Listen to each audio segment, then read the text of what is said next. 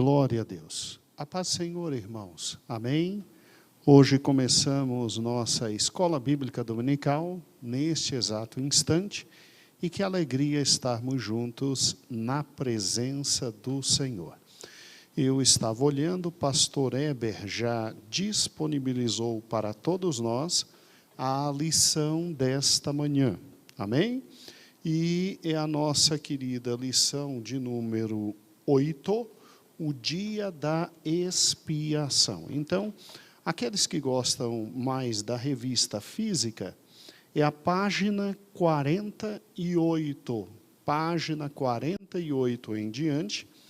Aqueles que gostam mais da revista no formato eletrônico, então só abrir, pastor Eber já enviou para todo mundo, já repassamos a todos os grupos, e na página 48 o texto áureo diz: mas aos 10 dias desse 7º mês será o dia da expiação. Tereis santa convocação, e afligireis as vossas almas, e oferecereis oferta queimada ao Senhor. Oferta queimada ao Senhor. Senhor nosso Deus, muito obrigado pelo momento que estamos na Tua casa. Muito obrigado pela Tua graça, pelo Teu amor, pela Tua presença. Abençoa-nos esta manhã, a mim, a meu irmão que me escuta, e, Senhor, ao pastor Elias, que nos trará a Tua palavra. Obrigado por tudo, ó meu bom Deus. Amém e amém. Glória a Deus. Vamos louvar ao Senhor, né? O Senhor é digno de ser louvado. E quem conhece o hino 299, por gentileza, louve ao Senhor comigo. Amém? Há um canto novo no meu ser, é a voz do meu Jesus, que me chama, que vem de mim obter a paz que eu ganhei na cruz. Cristo, Cristo, Cristo, nome sem igual, enches o contrito de prazer celestial. Preso no pecado eu me achei, sem paz em meu coração, mas em Cristo eu já encontrei doce paz e proteção. Cristo, Cristo, Cristo, nome sem igual, enches o contrito de prazer celestial. Tenho sua graça divinal, sob as asas do amor, e riquezas que fluem em caudal, e riquezas do Senhor. Cristo, Cristo, Cristo, nome sem igual, enches o contrito de prazer celestial.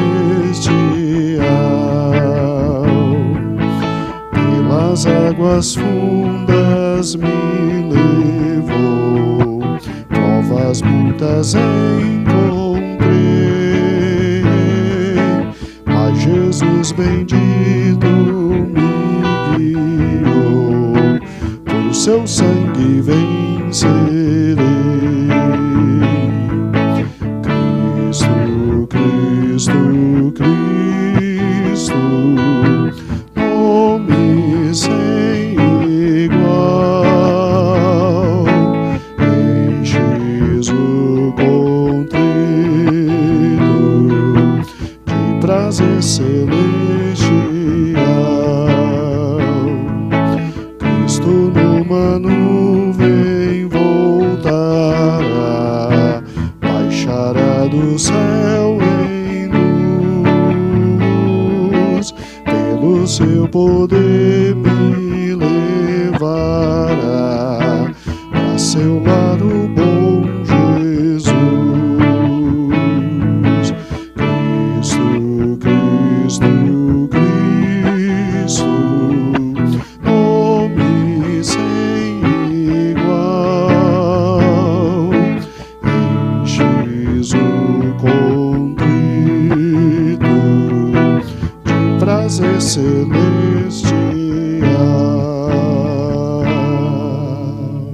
Glória a Deus.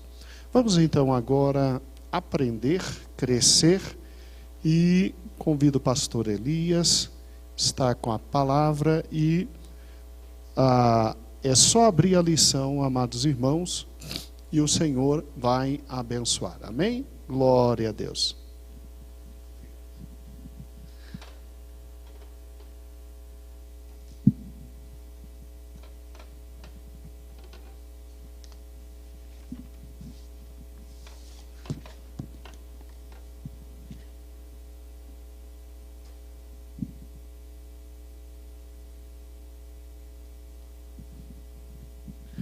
Glória a Deus. A paz do Senhor, meus irmãos. Amém? Nós louvamos a Deus por essa oportunidade de estarmos juntos nessa manhã e podermos compartilhar um pouco mais da palavra do Senhor. Como Deus tem falado conosco nesses últimos dias na Escola Bíblica Dominical, nessa revista, né? Uma revista abençoada, e como essas festas, elas têm um significado importante, não só para Israel, mas também para nós, a Igreja do Senhor, nesses últimos dias. Então, estudar essas festas, estudar esses momentos que o Senhor estabeleceu para Israel tem sido de uma riqueza espiritual muito grande para cada um de nós. Hoje nós vamos para a lição de número 8. Mas antes eu queria só chamar a sua atenção exatamente para o fato dessas festas. Nós separamos aqui uns slides, mas é coisa bem simples, é só para os irmãos poderem acompanhar mesmo. Coloca por gentileza aí o primeiro slide, por favor, Jojo. No livro de Levítico, Deus estabeleceu as festas para a igreja, para a nação de Israel. Levítico 23, versículo 2, diz assim: fala aos filhos de Israel e dize-lhes: as festas fixas do Senhor, que proclamareis, serão santas convocações. São estas as minhas festas. O próximo slide é a página central da nossa revista, e você pode abrir aí, no meio da sua revista, é a página 40 e 41, e você vai encontrar aí a relação dessas festas estabelecidas pelo Senhor. O próximo slide, por favor, Jojo. Eu peguei com o Tiago esse slide que ele fez acerca das festas, porque eu achei bem interessante a forma como ele colocou aqui, né, e bem didática a forma como ele colocou essas festas. Porque, na realidade, irmãos, observando por esse slide, nós vemos que as 7 festas, elas estão divididas em 2 grandes blocos, basicamente, dividido por uma festa central, que é a festa do Pentecoste. Então, nós vimos que no primeiro bloco, são as festas que ocorreram no primeiro mês, no mês de Nissan, ou no mês de Adib. Foi a festa da Páscoa, a festa dos pães asmos e a festa das primícias. A festa da Páscoa no dia 14 do mês de Nissan, e essa festa ela traz para nós exatamente a memória da morte de Jesus Cristo. A festa dos pães asmos, que ocorre logo em seguida, no dia 15, entre o dia 15 e o dia 22, ela nos traz também à mente o quê? O sepultamento de Jesus Cristo. E a festa das primícias, que nós vimos aqui, nós estudamos a festa das primícias, e ela representa o quê? A ressurreição de Cristo. Cristo como as primícias daqueles que dormem. E assim como Cristo ressuscitou, nós, a Igreja do Senhor, também ressuscitaremos. Isso no primeiro mês, o mês de Nissan, o mês de Abib.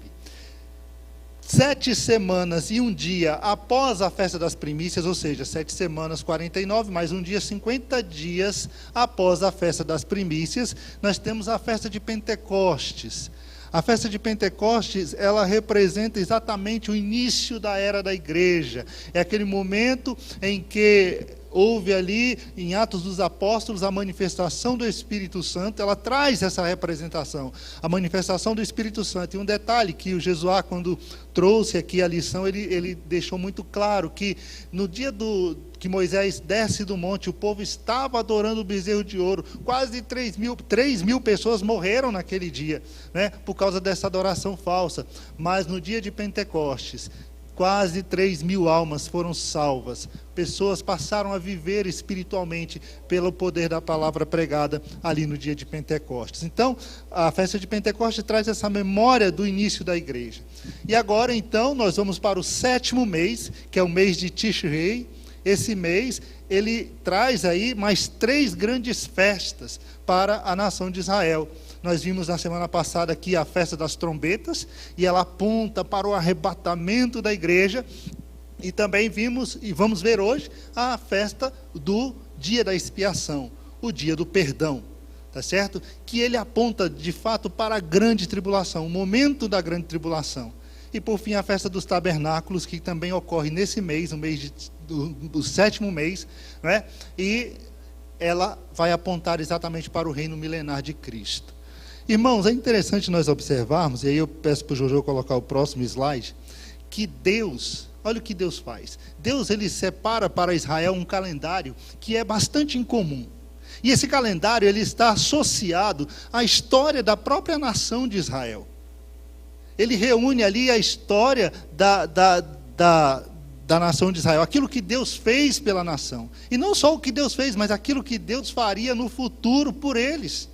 Então essas festas, ela traz à memória o que Deus fez e o que Deus realizaria por aquele povo. Traz à memória a obra redentora de Jesus Cristo na cruz do Calvário, traz à memória a fundação da igreja e também o futuro da nação de Israel. Todas estas coisas estão claramente explícitas ou desenhadas ou traçadas nesse calendário festivo que Deus estabeleceu para a nação de Israel.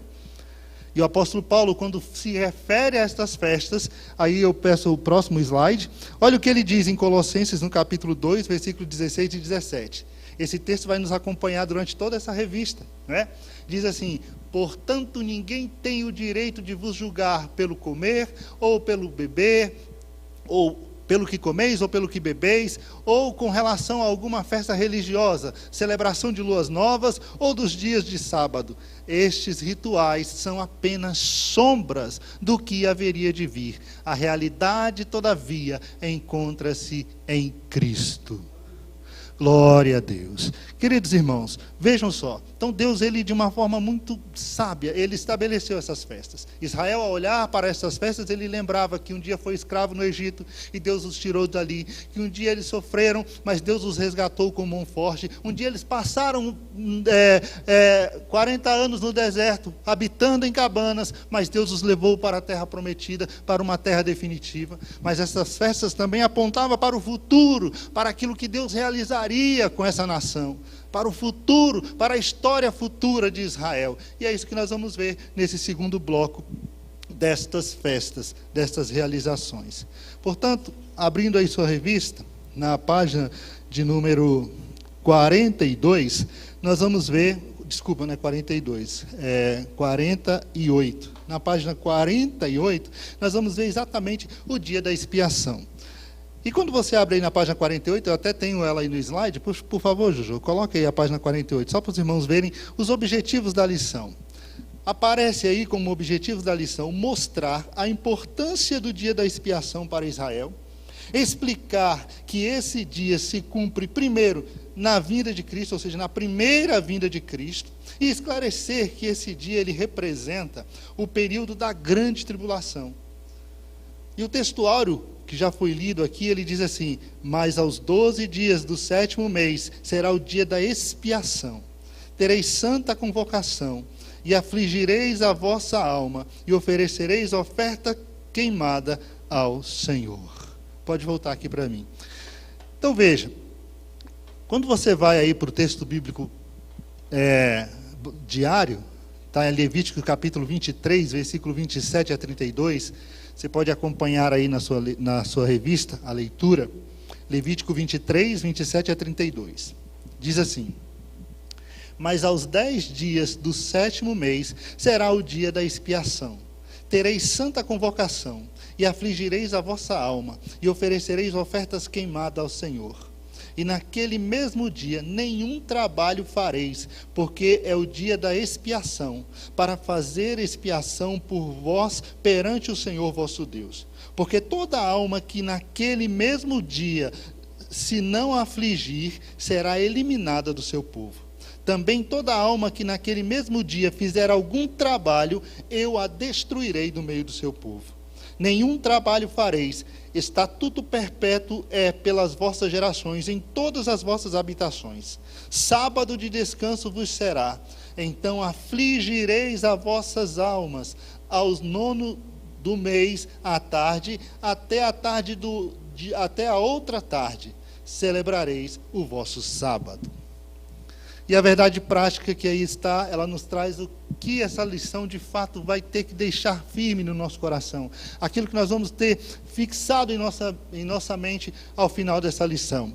Nós vamos ter que fixar como verdade prática dessa lição, que o dia da expiação é uma sombra do sacrifício expiatório de Cristo em favor de toda a humanidade. Essa é a grande realidade do dia da expiação. Ele representa exatamente o sacrifício de Cristo. E no plano profético, ele representa a expiação completa do nosso corpo após o arrebatamento. Quando a igreja estará para sempre livre de qualquer influência do pecado. E é isso que essa lição vai nos trazer e vai nos deixar bem claro em nossa mente nesses dias. Então vamos lá. O dia da expiação, irmãos, era o dia mais importante para a nação de Israel. Era o dia mais importante, era o dia em que aquele povo se encontraria com Deus e Deus os confrontaria por conta dos seus pecados. Aí na introdução diz assim, na lição de hoje estudaremos o dia do Yom Kippur, também conhecido como o dia do julgamento, ou o dia do perdão. Então o povo olhava para esse dia, para aquele momento em que ele se encontraria com Deus e Deus julgaria os seus pecados. Então o povo era tomado por um temor muito grande, porque era o dia de se encontrar com o Senhor. Era uma solenidade totalmente tomada por uma reverência muito grande, por um momento de contrição de coração muito grande. Deus estabeleceu o dia certo para que ela ocorresse.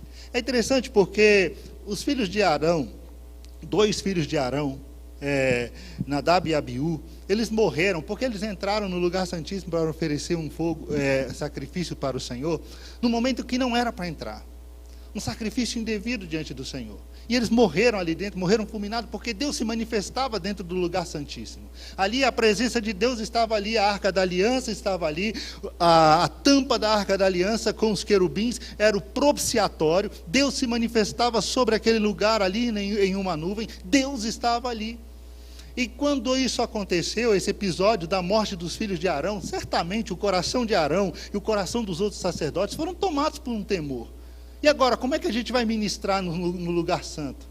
Será que a gente não vai morrer? Eu imagino que depois da morte de seus filhos, Arão ficou receoso de entrar naquela tenda. E os outros sacerdotes, talvez da mesma forma, ficaram preocupados. Então Deus chega, e lá no capítulo de número 16 do livro de Levítico, Deus começa então a explicar quando seria o momento de entrar ali. Deus diz, olha, Moisés, vem cá. Diz para Arão que não é todo dia que ele vai entrar no lugar santíssimo. Não é todo dia que ele vai se adentrar a tenda no lugar santíssimo, além do véu. Vai ter um dia específico. E não é de qualquer maneira, não é de qualquer jeito. Presta atenção no que eu vou te falar. Eu vou te explicar o que vai acontecer. Ele só vai entrar ali no lugar santíssimo uma vez por ano. E essa vez vai ser no 7º mês, no mês de Tishrei, e vai ser exatamente no 10º dia deste mês. Deus marcou a data, o momento certo, para que Arão pudesse entrar no lugar santíssimo. Ele só poderia fazer isso uma vez por ano. Se entrasse qualquer sacerdote naquele lugar que não fosse o sumo sacerdote, ele morreria. Porque somente o sumo sacerdote poderia entrar ali. E somente poderia fazer isso no dia estabelecido por Deus. Então Deus estabeleceu o dia para que ele pudesse entrar ali, naquele lugar. Para que ele pudesse adentrar ali. Então havia uma expectativa muito grande em torno desse dia. Era o dia do perdão. Era o dia de oferecer sacrifício pelos pecados do povo, pelo pecado de toda a comunidade. E é interessante porque o mês de Tishrei era o primeiro era o início do ano novo civil de Israel. Começava o ano novo civil. Era o Rosh Hashanah, como nós vimos aqui na semana passada. Ou seja, o início do ano novo. Então era um momento em que Deus daria a este povo uma oportunidade nova, um recomeço. Deus perdoaria os pecados do povo, o povo se humilharia diante do Senhor, Deus se manifestaria trazendo perdão e trazendo um novo recomeço. O ano de fato recomeçava, e começava no dia 10, quando eles tinham ali esse renovo espiritual, esse momento desse encontro com o Senhor, e saíam desse encontro com seus pecados perdoados. Aí eles se sentiam renovados diante do Senhor. Então, o dia da expiação, meus irmãos, ele é, aqui no ponto 1, eu achei interessante a forma como o autor ele colocou na nossa revista. Ele disse assim, que para uma melhor compreensão deste assunto do dia da expiação, é necessário que entendamos que o dia da expiação foi a maior alegoria divina para mostrar ao homem o plano de redenção através de Jesus Cristo. A maior alegoria divina.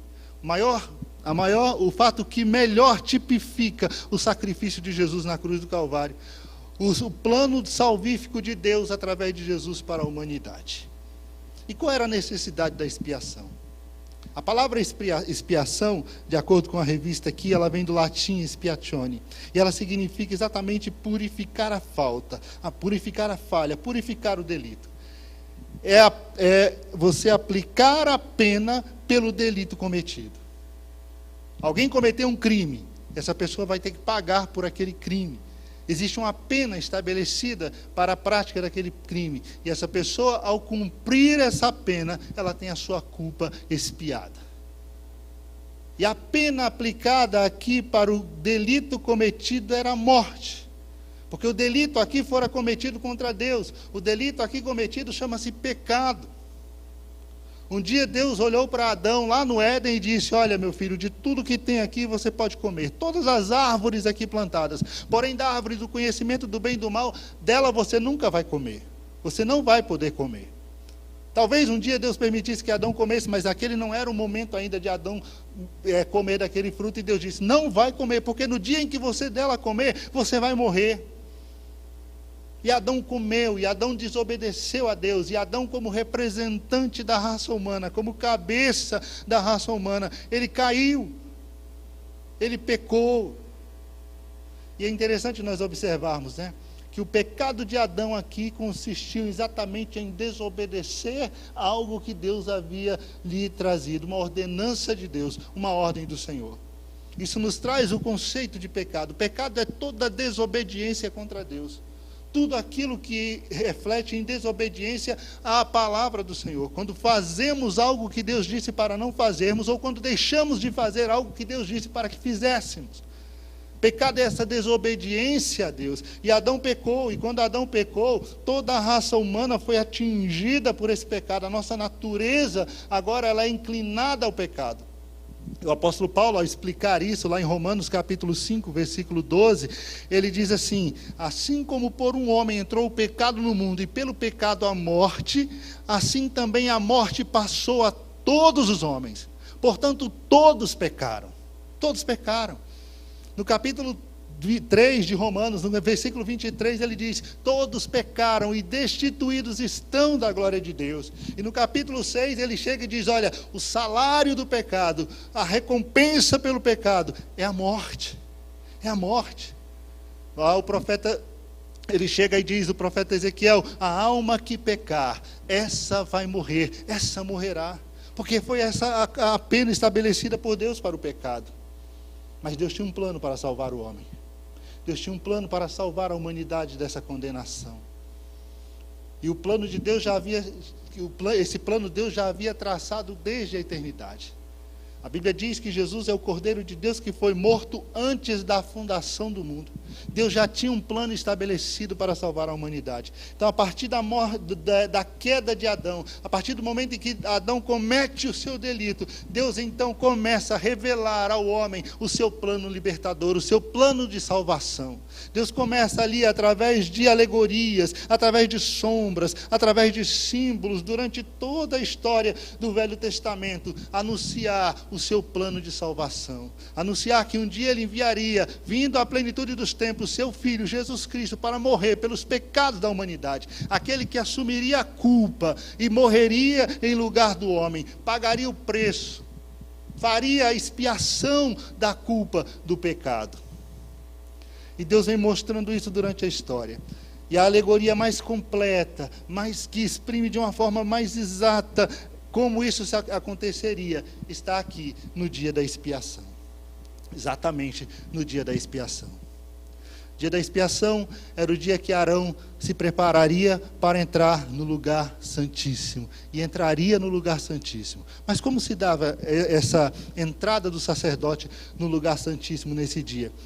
De acordo com Levítico capítulo 16, esse dia, o sacerdote, antes de mais nada, ele teria que verificar a oferta que seria oferecida. Coloca aí, por gentileza, o próximo slide.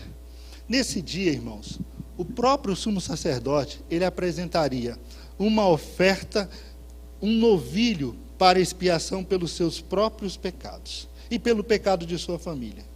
E ele ofereceria um cordeiro para o holocausto. E o povo de Israel traria também para a oferta pelos pecados 2 bodes para a oferta pelo pecado, e um carneiro para o holocausto. Então nós temos que um novilho seria oferecido pelos pecados do sacerdote e da sua família, um carneiro seria oferecido como holocausto, isso trazido pelo sumo sacerdote. E o povo, a nação de Israel, traria também um sacrifício pelo seu pecado. Traria como sacrifício pelo pecado 2 bodes. E também traria um cordeiro para ser oferecido como holocausto. Pode voltar aqui para mim. Então veja bem, o que acontece? Nesse dia, o sacerdote ele teria que examinar esses animais. Eles teriam que ser sem defeito.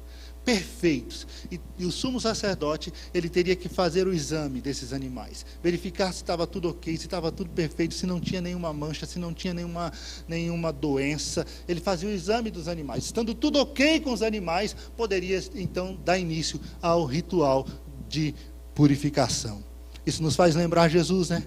Jesus ele foi apresentado antes de ser oferecido pelos nossos pecados ao sumo sacerdote. E ali não encontraram nenhuma falha em Jesus. Foi apresentado a Herodes, também não foi encontrado. Foi apresentado a Pilatos, também nenhuma falha, nenhum defeito foi encontrado, porque ele é o Cordeiro de Deus perfeito que tira o pecado do mundo. Assim como aqueles animais tinham que estar perfeitos para serem oferecidos em sacrifício, Cristo foi o sacrifício perfeito. Aqueles animais tinham que ser sem nenhum defeito, porque eles estavam ali representando o próprio Cristo em seu sacrifício pela humanidade. Então, feita essa verificação, o sumo sacerdote, agora ele entra no lugar santo. E ali no lugar santo, ele vai se despir de suas vestes especiais. Toda a sua veste especial, cheia de pedras preciosas, de ouro, ele vai tirar essas vestes. E vai vestir uma veste mais simples. A veste de linho, um calção de linho, e vai colocar um turbante de linho sobre a sua cabeça. Esse ato do sumo sacerdote, de entrar no lugar santo e se despir das suas vestes especiais, nos faz lembrar o que o apóstolo Paulo escreve aos Filipenses acerca de Jesus, que ele diz que mesmo sendo Deus, não teve por usurpação o ser igual a Deus, mas esvaziou-se da sua glória, despiu-se da sua glória, assumindo a forma de servo, a forma humilde, para vir em obediência a Deus, morrer pelos nossos pecados. E o sumo sacerdote ali era essa figura de Cristo, do Cristo se despindo da sua glória. Quando ele se despe de suas vestes especiais, ele se lava ali no processo de santificação. Ele tinha que se lavar ali no lugar santo.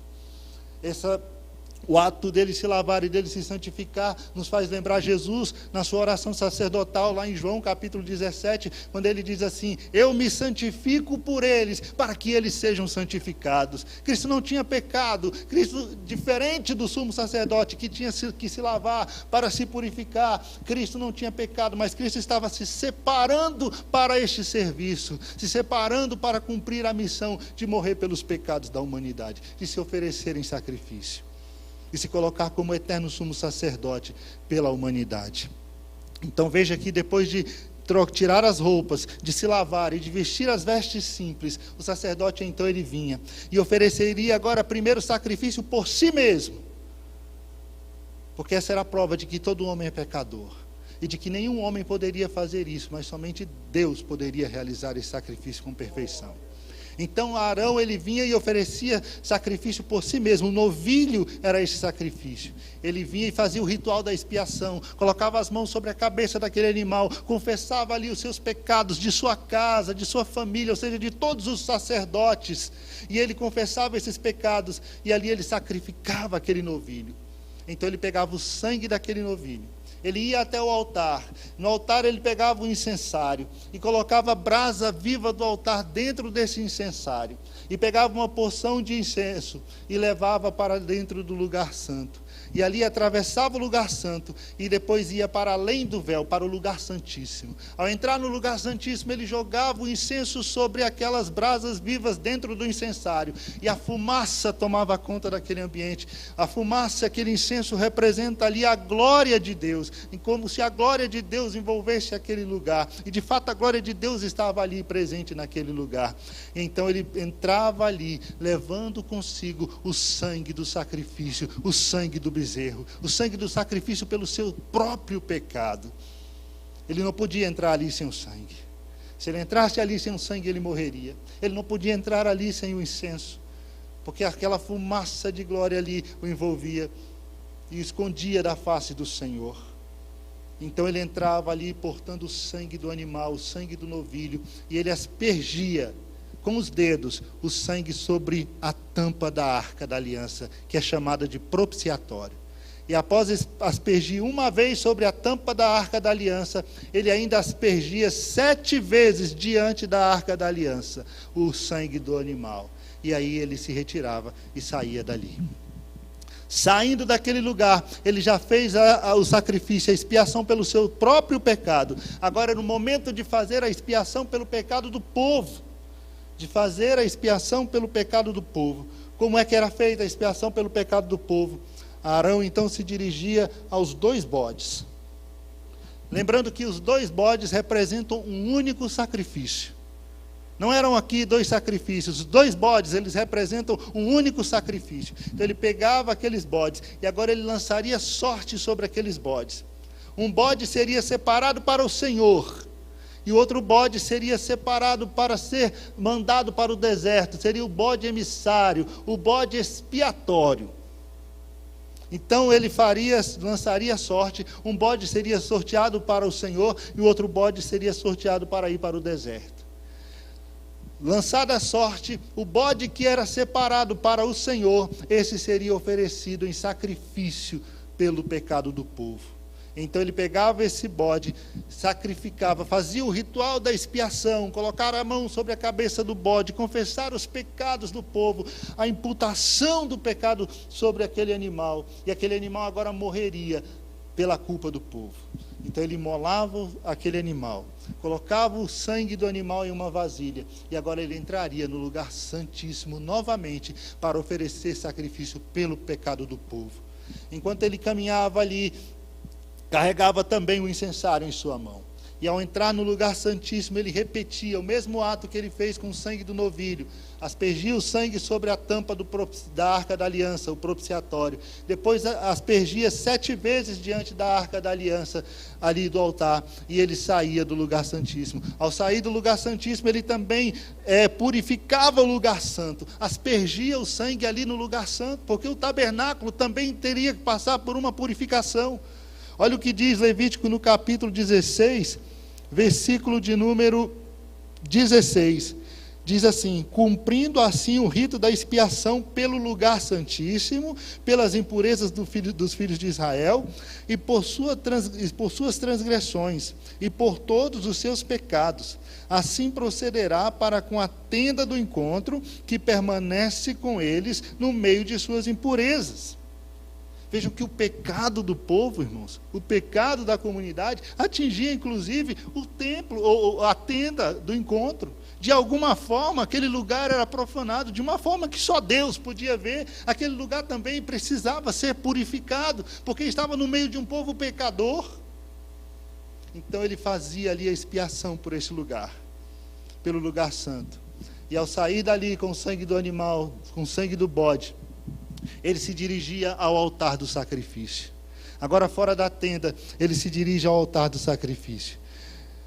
Eu tenho aí a imagem de Arão. Só coloca para mim aí, Jojo. Esqueci de mostrar para os irmãos.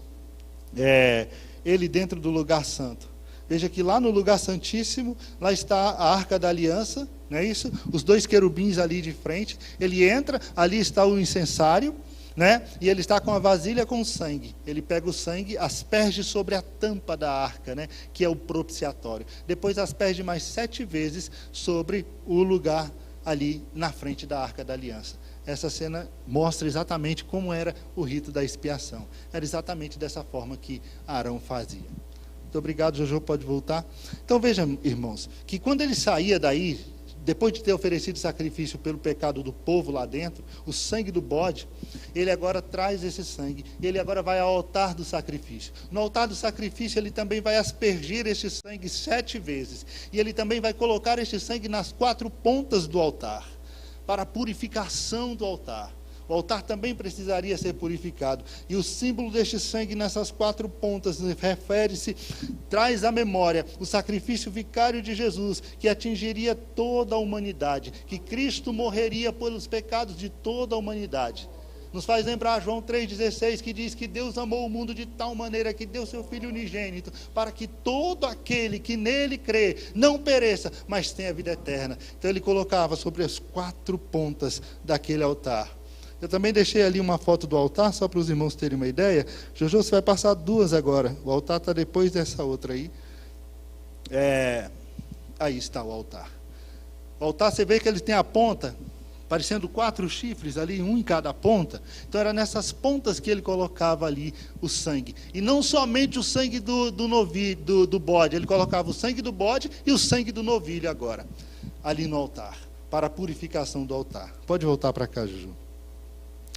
Então veja, irmãos, que feito isso, depois de ter purificado, oferecido sacrifício por si mesmo, ter oferecido sacrifício pelo pecado do povo, ter purificado o tabernáculo, ter purificado o altar, agora ele se dirigia ao outro bode. Lembra que eram 2 bodes?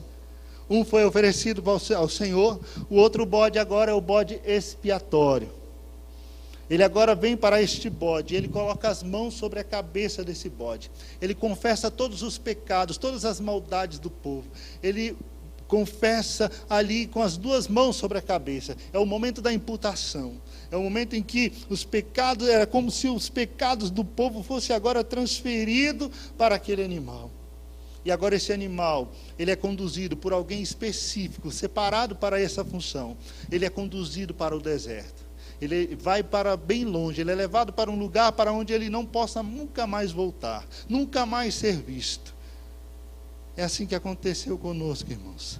Tudo isso aponta para Jesus Cristo. Isso nos faz lembrar o salmista no Salmo 103, quando ele diz que, como dista o Oriente do Ocidente, assim o Senhor afasta de nós as nossas transgressões. Deus estava falando, olha, agora os pecados de vocês serão levados para bem longe. Eu nunca mais vou me lembrar dos pecados de vocês. Esses pecados jamais agora trarão sobre vocês condenação. Seus pecados agora estão cobertos. E o fato daquele animal sair e ser levado para um lugar distante,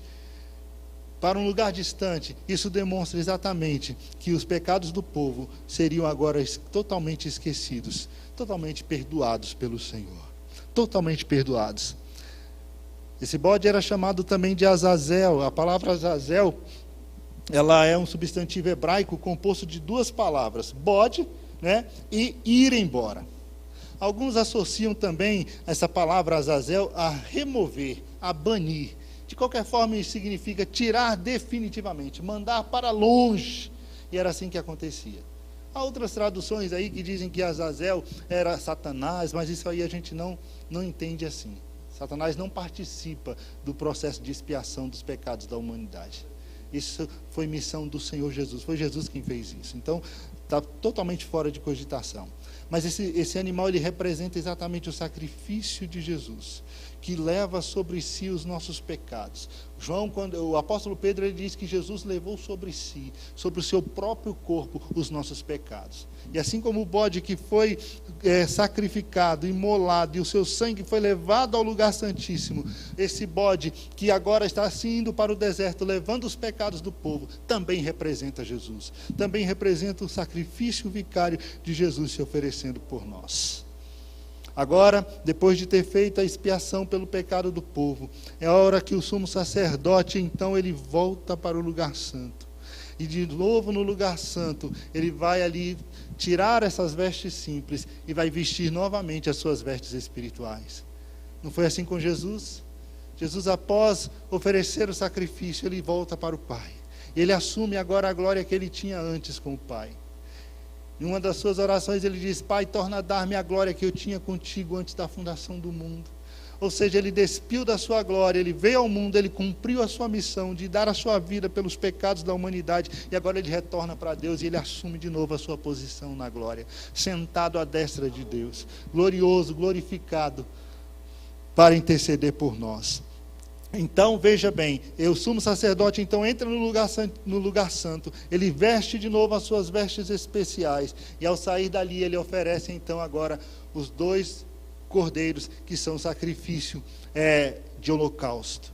O sacrifício de holocausto era aquele sacrifício que era queimado totalmente, simbolizando o quê? Uma entrega total, completa do povo a Deus. Uma entrega total do povo a Deus. O sacrifício de holocausto simbolizava exatamente isso. Era uma oferta que era totalmente queimada. Significava uma entrega completa daquele povo, em completa submissão, em completa obediência a Deus. Aquele povo que agora teve os seus pecados perdoados, vai olhar para o Senhor e vai dizer: nós somos agora completamente teus. Nós pertencemos totalmente ao Senhor. Nossa vida, ela é completamente tua.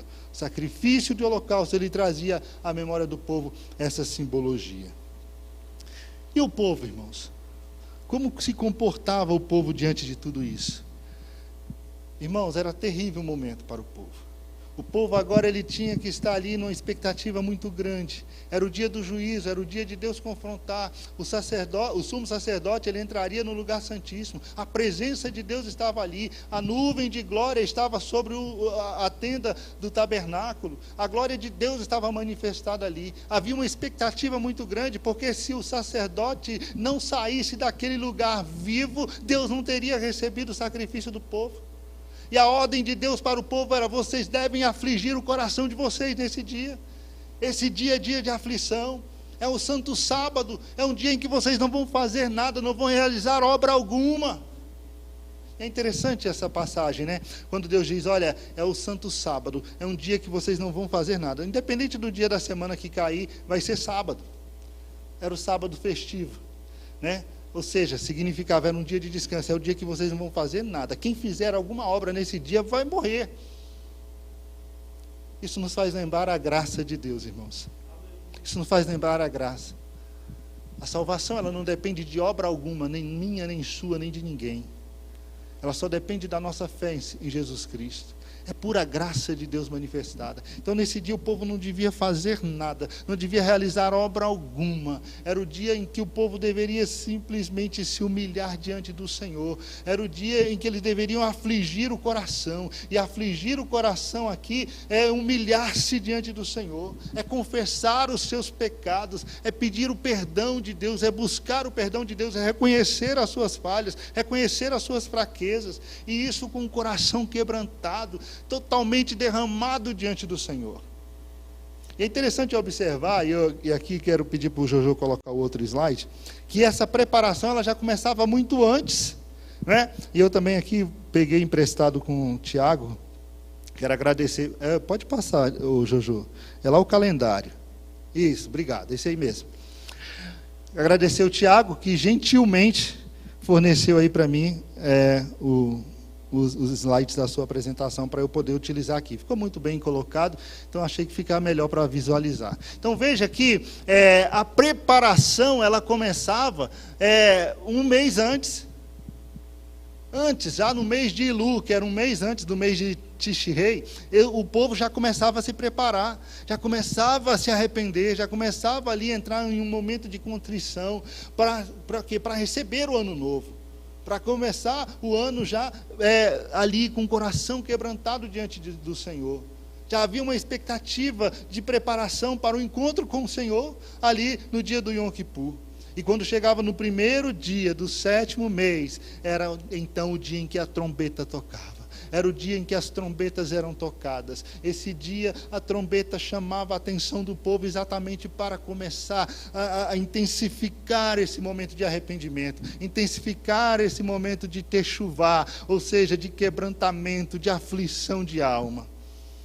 E Tiago explicou muito bem, né, que o primeiro e o segundo dia eram destinados a essa cerimônia de toque das trombetas. Ali as trombetas eram tocadas. E aqui, eu imagino aquele povo, cada vez que ouvia o som daquela trombeta, dava um frio no coração, dava um frio na alma. Nós vamos nos encontrar com Deus daqui a pouco. Daqui a pouco nós vamos ser confrontados pelo Senhor pelos nossos pecados. Que o Senhor tenha misericórdia de nós, que o Senhor nos perdoe, que o Senhor nos dê mais uma chance.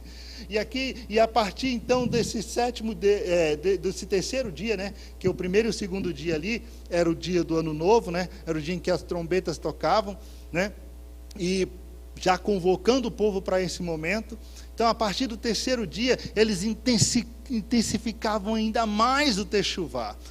Tiago até colocou em vermelho ali para demonstrar que eles intensificavam ainda mais esse momento de aflição. Esses dias eram chamados de dias terríveis. Dias terríveis. Eram os dias que antecediam o Yom Kippur. Eram os dias em que antecedia o 10º dia, o dia do encontro com o Senhor. Então o povo era tomado por essa expectativa grande e de temor ao Senhor. Pode voltar aqui, Juju. Era o dia do encontro com o Senhor. Era o dia de jejum.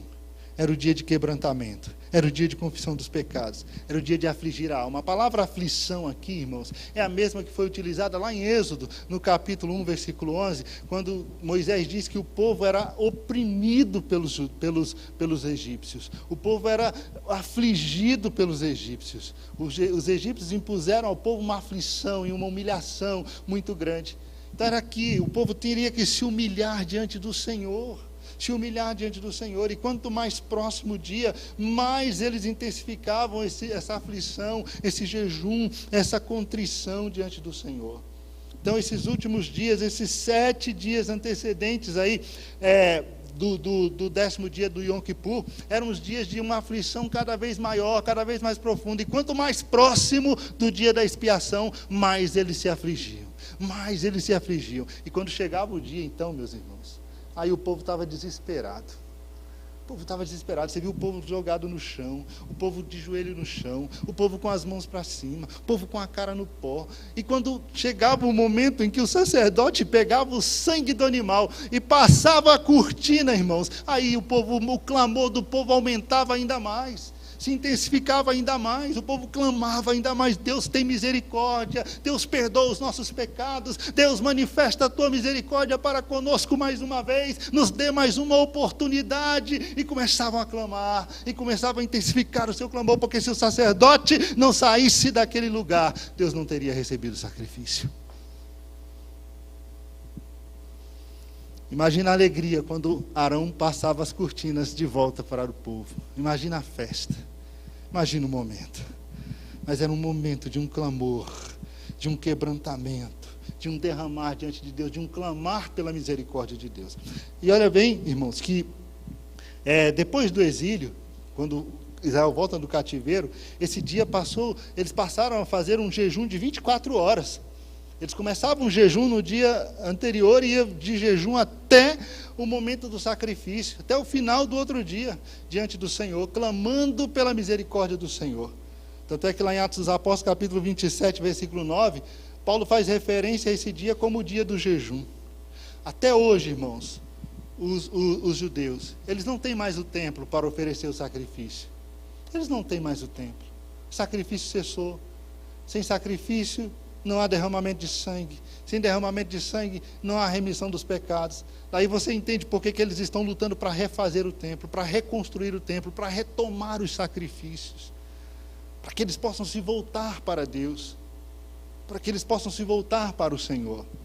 Então veja que era um momento de muita constrição, e o povo, até as roupas do povo eram simples. Nesse dia eles não colocavam roupa de couro, sapato de couro, tudo que trouxesse conforto era banido. Não usava joias, não usava creme, não usava perfume, nada disso. Era o dia de se humilhar diante do Senhor, era o dia de se prostrar diante do Senhor, clamando pela misericórdia do Senhor.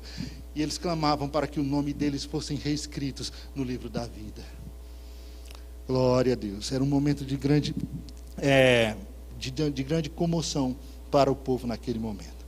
E a expectativa era grande, porque se o sacerdote não saísse dali vivo, Deus não tinha recebido. Agora, irmãos, entendendo isso, o dia da expiação, nós temos que entender que esse dia se cumpre em Cristo Jesus. Tudo isso se cumpriu em Jesus Cristo. Assim como aqueles animais foram oferecidos ali pelo pecado do povo, em substituição ao pecado do povo, os pecadores ali eram substituídos por aquele animal.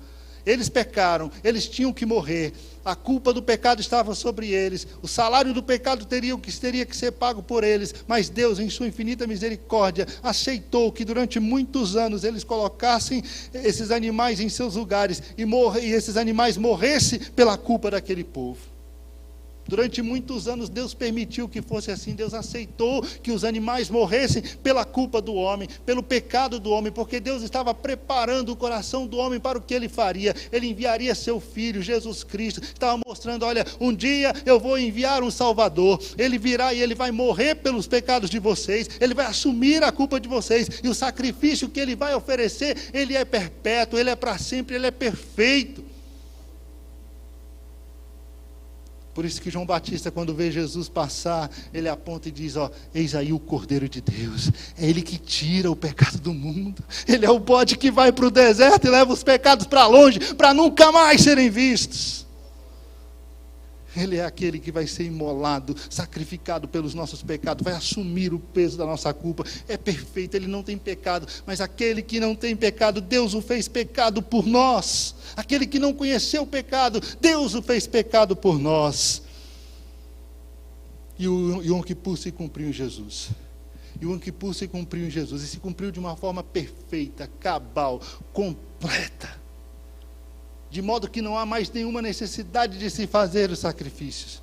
De modo que não há mais nenhuma necessidade de se repetir esse sacrifício. O sacrifício foi completo, o sacrifício foi perfeito, foi aceito pelo Senhor. Jesus tomou os nossos pecados, Jesus morreu pelos nossos pecados, e Ele fez isso de uma vez por todas. Se entregando a si mesmo ali na cruz. E Deus deu prova de que recebeu o sacrifício de Jesus. A manifestação de Deus naquele dia foi algo terrível, algo tremendo, irmãos. Eu gostei da forma como o autor da revista ele colocou aqui no 2.1, né? Ele descrevendo aqui sobre os acontecimentos do dia da crucificação de Jesus. E ele diz, assim como Deus se manifestava ali sobre aquele tabernáculo nos dias de Moisés, no dia em que seu filho estava sendo crucificado, Deus também se manifestou. Houve trevas do meio-dia às 3 da tarde sobre toda a face da terra. A terra escureceu, irmãos, em pleno meio-dia. Talvez os judeus olhassem para isso e vissem um sinal do luto de Deus por ver seu filho morrendo na cruz do Calvário. O véu do templo, ele se rasga de alto a baixo. E aqui Deus está dizendo, olha, acabaram os sacrifícios. A partir de agora o Yom Kippur acabou. Quando o véu do templo é rasgado de alto a baixo, Deus está dizendo, agora acabou, ó. Não tem mais essa separação. O caminho de acesso a Deus está aberto. Jesus Cristo é o caminho de acesso direto à presença de Deus. Não tem mais intermediário, é o próprio Cristo, que agora como sumo sacerdote eterno entrou no lugar santíssimo, oferecendo o seu próprio sangue, e agora o caminho está aberto. O véu se rasga, caminho aberto.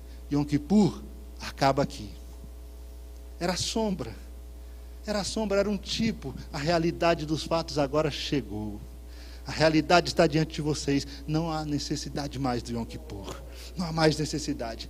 É interessante porque, depois de muitos anos, no Talmud, né, e está aí no 2.2, é bem interessante essa parte do 2.2, no Talmud, traz essa representação. O Talmud, ele descreve isso. O Talmud, ele descreve que, depois do cativeiro babilônico, o que os sacerdotes costumavam fazer no Yom Kippur? No dia do Yom Kippur, eles pegavam os dois bodes, né? Um era para Deus, o outro era para ir para o deserto. O bode que ia para o deserto, eles amarravam uma corda vermelha no chifre desse bode. E ele cortava essa corda e amarrava outro pedaço dessa corda lá na porta do templo, na entrada do templo. E eles entendiam que quando o bode expiatório fosse levado bem para longe, e esse bode fosse precipitado de um penhasco, lá no deserto, e esse bode morresse no deserto, essa corda que estava amarrada lá na porta do templo, ela ficaria branca. Se você olhar aí na capa da revista aí, você tem a foto dos sacerdotes, né? E eles estão exatamente com uma corda vermelha na mão, né? Acho que eu tenho essa foto aí, Jojo, né? Essa corda vermelha na mão.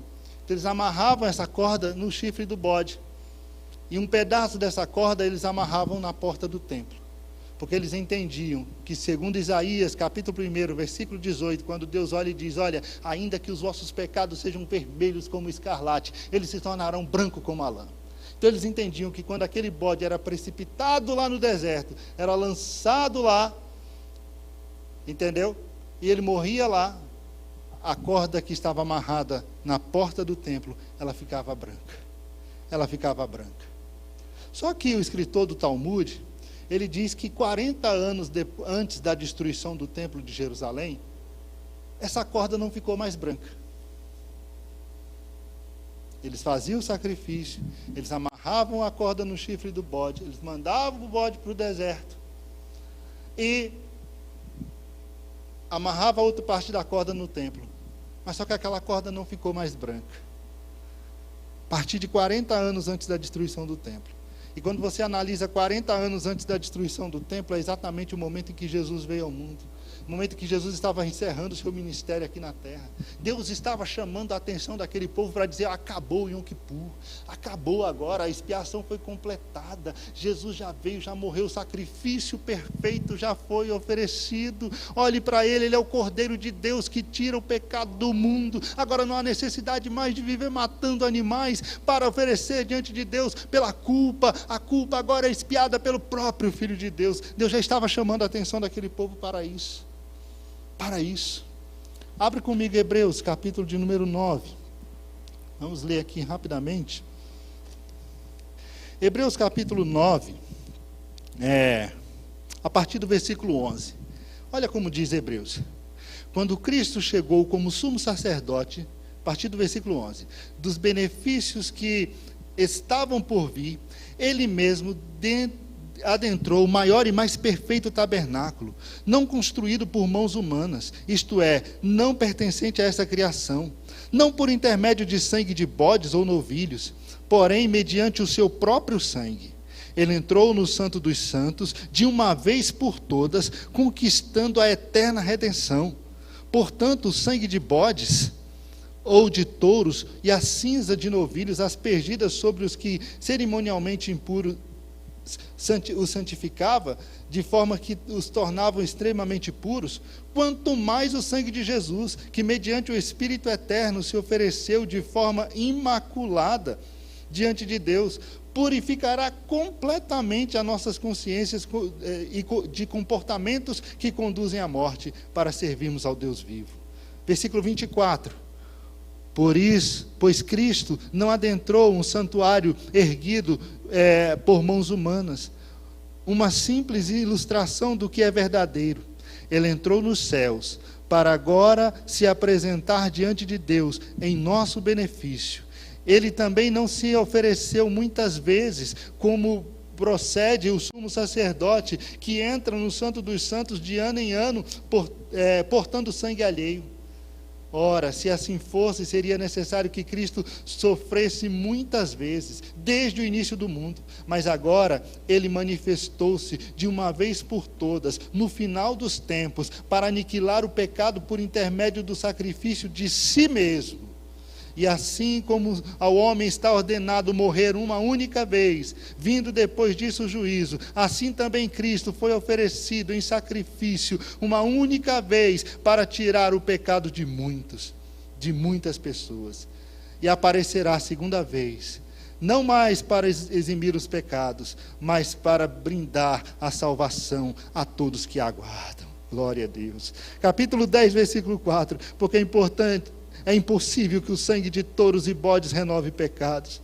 Por isso é que Cristo veio e anunciou e proclamou: sacrifícios e ofertas não quiseste, mas um corpo me preparaste. De holocaustos e ofertas pelos pecados não te agradaste. Aqueles sacrifícios de animais não agradavam a Deus. Olha o versículo 7. Então eu disse: aqui estou, no livro está escrito a meu respeito: vim para fazer a tua vontade, ó Deus. E havendo declarado isso, primeiro, sacrifício e ofertas e holocaustos não quisestes, também pouco se agradastes dele, os quais foram entregues segundo a lei. Então completou: aqui estou, vim para fazer a tua vontade. E assim cancela o primeiro padrão para estabelecer o segundo.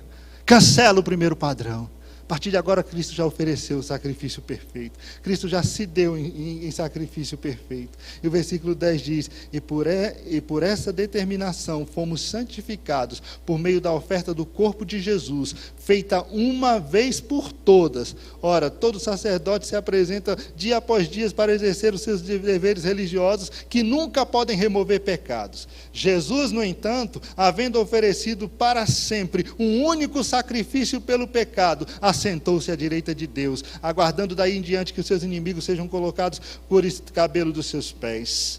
Aleluia. Porquanto com uma única oferta aperfeiçoou por toda a eternidade todos quantos estão sendo santificados. E o versículo 18 diz: afinal, onde toda a transgressão fora perdoada, não existe mais qualquer necessidade de oferta de sacrifício pelo pecado.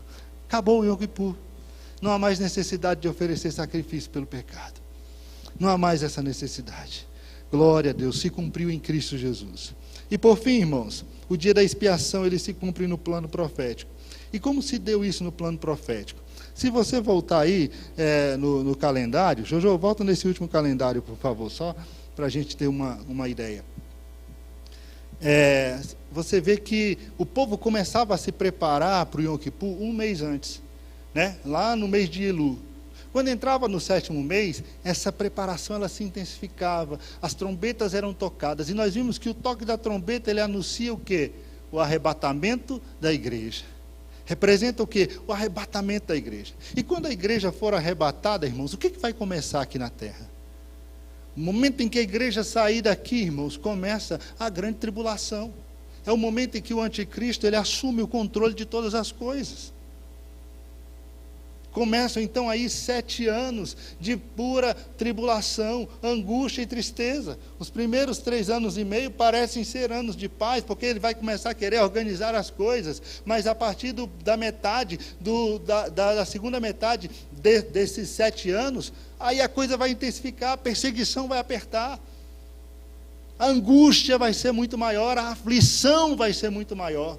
Então esses dias que antecediam o Yom Kippur eram chamados de dias terríveis. Esses 7 dias que antecediam ali entre o toque da trombeta e o dia do julgamento, esses dias eram considerados dias terríveis, dia de uma aflição muito grande.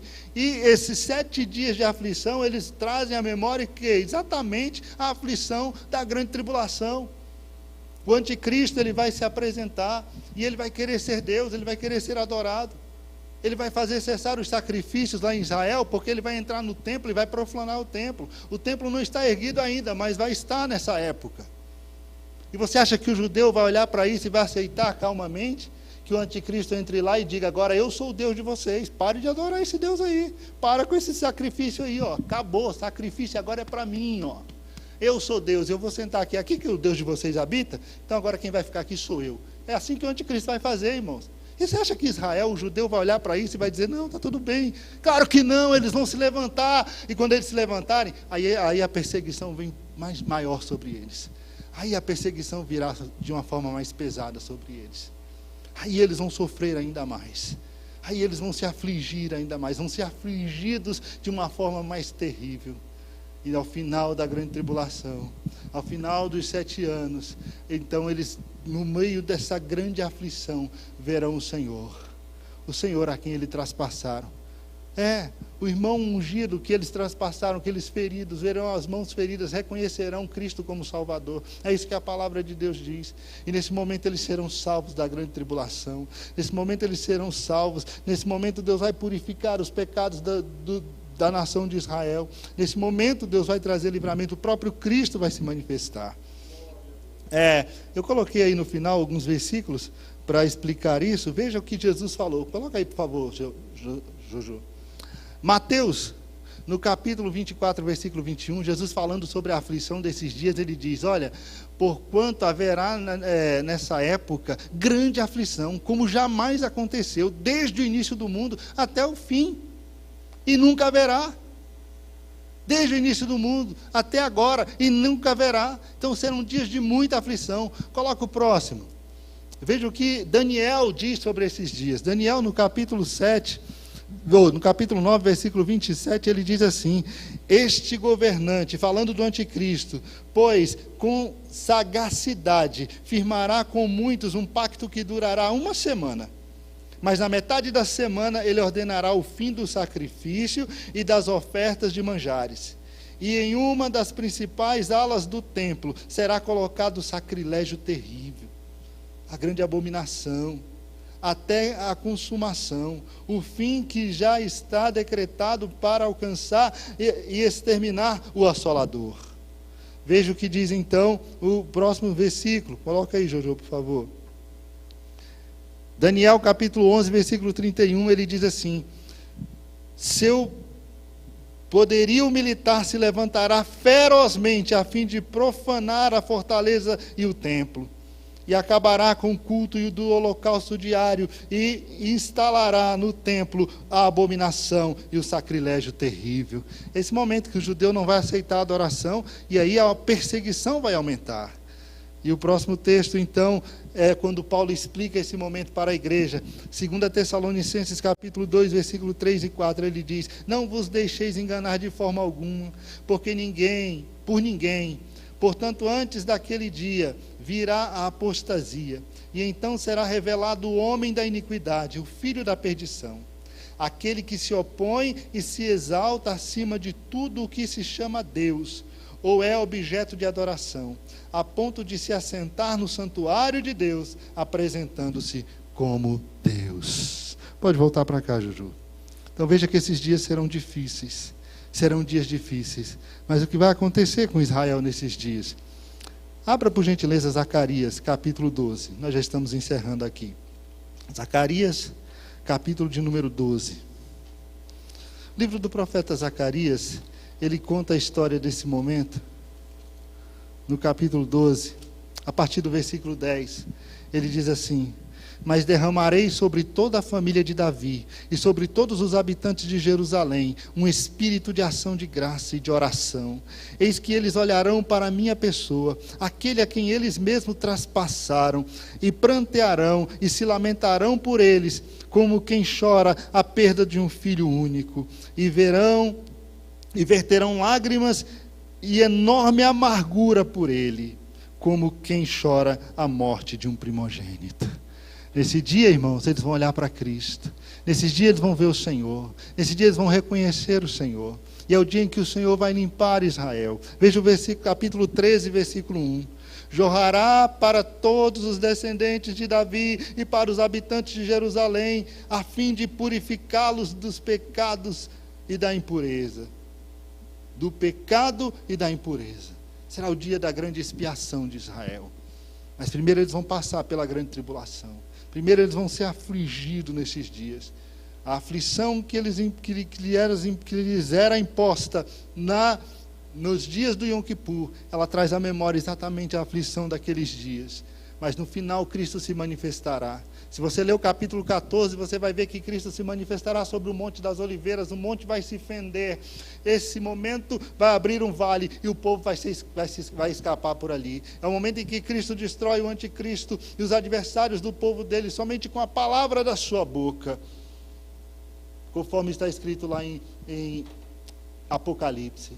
E quando Cristo vier desta vez, a igreja que foi arrebatada lá na festa das trombetas, a igreja que foi arrebatada no momento em que as trombetas tocaram, a igreja agora desce vitoriosa juntamente com Cristo. A igreja agora desce vitoriosa. O que o Yom Kippur simboliza para a igreja, irmãos? O que o Yom Kippur representa para nós, para a igreja no futuro? Representa as bodas do Cordeiro. As bodas do Cordeiro, o momento em que a coisa vai estar feia aqui na terra, é o momento em que Israel vai estar passando pelo seu momento de aflição, a igreja vai estar na glória com o Senhor, a igreja vai participar das bodas do Cordeiro, vai estar na eternidade com o Senhor. Ela representa então a expiação completa da igreja, a expiação completa. Quando nós fomos a Cristo, nós fomos justificados dos nossos pecados. Cristo nos perdoou. O pecado agora já não tem mais domínio sobre a nossa vida. E entramos num processo de santificação, porque mesmo não tendo domínio sobre nós, o pecado nos assedia todos os dias. Mesmo já tendo conhecido e entregue a vida a Cristo, o pecado ele nos assedia todos os dias, irmãos. Mas virá o momento da nossa glorificação. E quando nós entrarmos na glória com o Senhor, nunca mais o pecado terá qualquer influência sobre as nossas vidas. Seremos completamente libertos da presença do pecado. É isso que o Yom Kippur representa para a igreja na eternidade, essa completa libertação de toda e qualquer presença do pecado. O pecado jamais nos atingirá novamente. Aleluia, porque estaremos para sempre com o Senhor, estaremos na eternidade. Coloca aí, Jojo, o outro texto bíblico. Yom Kippur representa para a igreja o cumprimento final da nossa expiação. Olha o que Paulo diz em 1 Coríntios capítulo 15, versículos 50 a 57. Contudo, irmãos, eu vos afirmo que carne e sangue não podem herdar o reino de Deus, nem o que é perecível pode herdar o imperecível. Eis que eu vos declaro um mistério. Nem todos adormeceremos, mas certamente todos seremos transformados. Num momento, no abrir e fechar de olhos, ao som da última trombeta, é quando a igreja será arrebatada. Porquanto a trombeta soará, e os mortos ressuscitarão incorruptíveis, e nós seremos transformados, pois é imprescindível, e a partir daqui é interessante, pois é imprescindível que este corpo que perece se revista de incorruptibilidade, e que é mortal se revista de imortalidade. E no momento em que este corpo perecível se revestir de incorruptibilidade, e o que é mortal for revestido de imortalidade, então se cumprirá a palavra que está escrita: devorada. Outra tradução diz tragada, pois foi a morte pela vitória. Aí começa o apóstolo Paulo no seu cântico: onde está, ó morte, a tua vitória? Onde está, ó morte, o teu aguilhão? Ou seja, as tuas cadeias, as tuas prisões. Porque o aguilhão da morte é o pecado, e agora o pecado já não tem mais nenhuma influência sobre a igreja. Aleluia. E ele conclui dizendo: contudo, graças a Deus que nos dá a vitória por intermédio de Jesus Cristo. Aleluia. Para a igreja, irmãos, resta a eternidade gloriosa, a festa nas bodas do Cordeiro. É o momento glorioso da festa. Yom Kippur, esse momento, a igreja agora está para sempre completamente livre de toda e qualquer influência do pecado. Em Apocalipse, e agora sim é para encerrar mesmo, estou igual Lutero, terminando várias vezes. Apocalipse 19, versículo 22 diz: alegremo-nos, exultemos, e demos glória a Ele, porque é chegada a hora das bodas do Cordeiro, e a sua noiva já está preparada. Aleluia.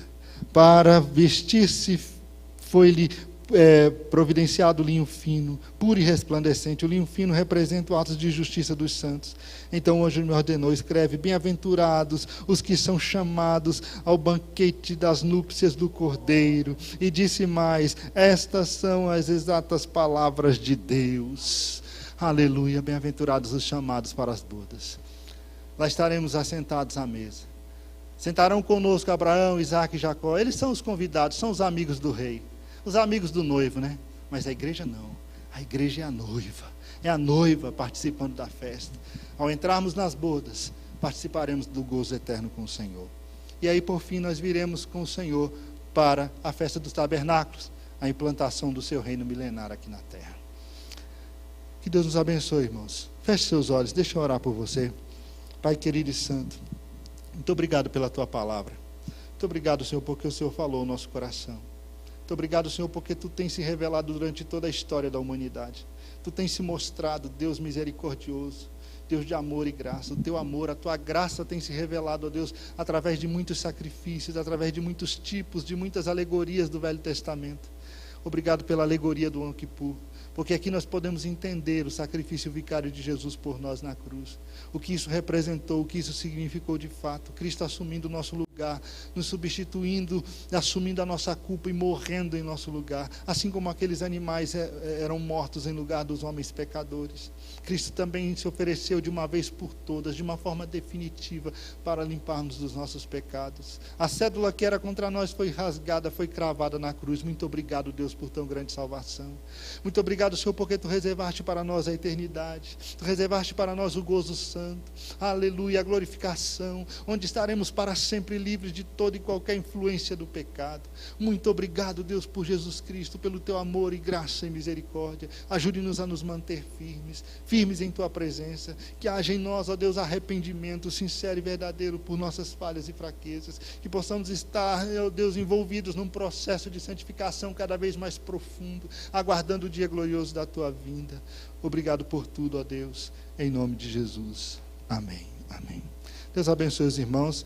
Mais uma vez agradeço aqui ao Tiago pela gentileza de nos fornecer algumas partes do seu slide da aula passada, e que Deus continue abençoando os irmãos. Amém? Que bênção, né? Não dá vontade de parar, né? Dá vontade de continuar. Irmãos, é exatamente isso que você vai fazer durante a semana. A revista está nas suas mãos, então leia. E inclusive, depois de ler, assistir de novo a aula, responda o questionário que está na página 53. Olha que interessante. O que é expiação? Aprendemos, né? Como os judeus se preparavam para esse dia? Era um terror, né?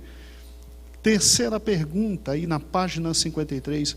O que o Yom Kippur representa para os judeus no futuro? E quarta pergunta. O que o Yom Kippur representa para os cristãos no futuro, né? Olha que bom, leia e leia bastante. Irmãos, a nossa igreja tem uma preocupação muito grande que você aprenda o máximo possível. Em momentos de agonia, a gente tem que literalmente colocar na cabeça o que é bom, o que é justo, o que é amoroso, o que é glorioso, irmãos. Então, é por isso que todo dia você tem o que nós chamamos de leitura bíblica diária. Jojo, coloque o primeiro bannerzinho. A leitura bíblica diária, meu irmão, todo dia você tem, tá? E é exatamente essa feição que tem. Nós estamos no nível de Números. Estamos no capítulo 6, parte 1. Ela sempre é de segunda a sexta, que no sábado a gente reproduz os estudos de quarta-feira. Na sexta-feira ia até a parte 2 da lei do nazireado, mas eu tive que fazer uma intervenção para acalmar o coração de alguns irmãos, né?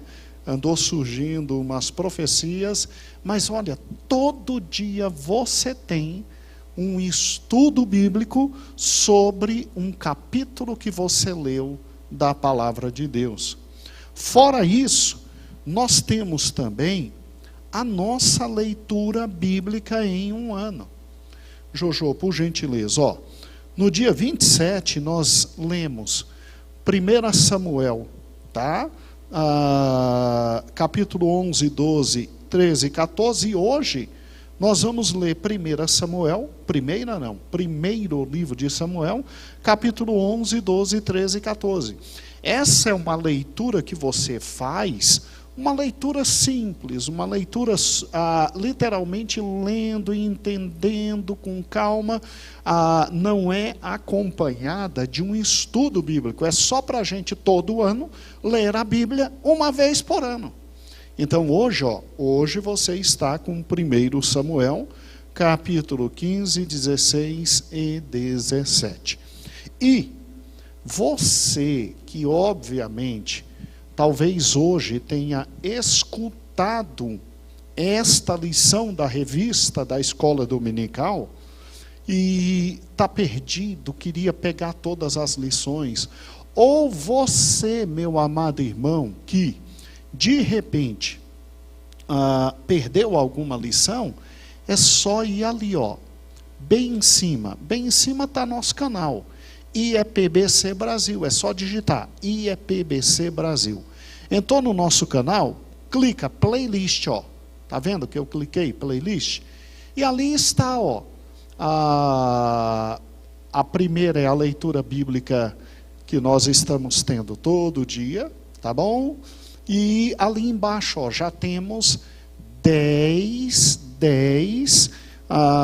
vídeos. Não foram só 10 vídeos gravados, é que pastor Heber, com muita calma, vai editando. Então está ali, volta para cima, filho, ali, bem grande, Israel, a igreja, as festas. Revista ano 2021, revista número 23, que nós produzimos de forma autônoma. Já estamos na 23ª revista. Então não tem como perder. Você que perdeu algum estudo ou quer relembrar, é só entrar. O material está todo disponível para você, todo, tá? Material de primeira e maravilhoso. E nós queremos agora, no momento em que vamos ofertar, dizimar, meu filho vai colocar o Pix direitinho. E, irmãos, muito obrigado pela fidelidade dos irmãos. Que igreja fiel é a nossa. Nem a pandemia nos fez parar de louvar, engrandecer e adorar o nome do Senhor Jesus, né? E que igreja fiel. Enquanto nós vamos, você entra devagarzinho aí no Pix e envia teu dízimo, tua oferta de amor. Eu quero que você assista esse vídeo. É um vídeo rápido de 5 minutos que fala como é o Yom Kippur hoje. Porque presta atenção, hoje nós não temos mais o templo. Hoje não tem mais o sacerdote entrando. Será que ainda os israelitas hoje comemoram o Yom Kippur? Então, para tirar essa dúvida que muitos literalmente têm após uma lição como essa, será que ainda eles comemoram? Nós escolhemos um vídeo, é muito rápido, 4 minutinhos, né? E nós vamos com 75% ainda faz jejum, 75% do povo judeu acredita e tal, mas 25%, irmãos, já não creem, né? Já não creem. É o momento do secularismo, E eles não creem, não é porque aceitaram Jesus como seu único e suficiente Salvador. É porque não creem mesmo, né? Mas é como o pastor Elias falou, na grande tribulação, o Senhor Jesus, no grande dia do Yom Kippur, colocará seus pés no Monte das Oliveiras, e eles verão as mãos cravadas, e eles se voltarão para o Senhor. Isso é um estudo muito bonito, maravilhoso. E você, meu irmão, acabei de te mostrar antes do vídeo, né? Que fala hoje como é que naturalmente é o Yom Kippur, né? Acabei de te mostrar. Você tem, meu irmão, no nosso canal, um material tão vasto de estudo, de conhecimento, que, vamos ser francos, meu amado irmão, você só pensa naquilo que não deve ser pensado, como desespero, como loucuras e etc. Se você quiser. Porque se você quiser, é só abrir o nosso canal e estudar e ouvir palavras e alimentar seu coração, e o Senhor falará contigo. Tudo uma questão de opção em nossa vida, né, amados? Tudo. Muito bem, vamos encerrar nossa escola dominical. Que bênção você esteve conosco, e hoje à noite, quando der mais ou menos 10 para as 7, já liga no canal, que 7 horas nós teremos o nosso grande culto de louvor e de adoração. Muitos irmãos já me perguntaram, pastor, e aí, dia 4, no próximo domingo, realmente a gente já volta, pastor? Nós estamos analisando dados, estamos vendo direitinho, louvado seja o nome do Senhor, muita coisa positiva está acontecendo, né?